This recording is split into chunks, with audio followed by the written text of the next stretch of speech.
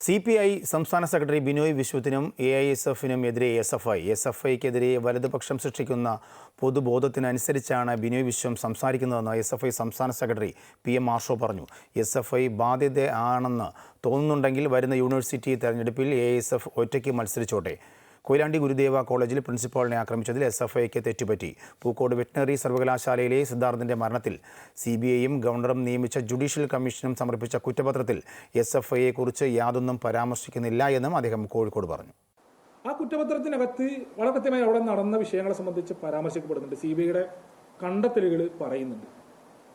അതിലെവിടെയും SFI ആസൂത്രണം ചെയ്ത് നടത്തിയൊരു കൊലപാതകം എന്നുള്ള നിലയിൽ കണ്ടെത്തലുണ്ടായിട്ടില്ല.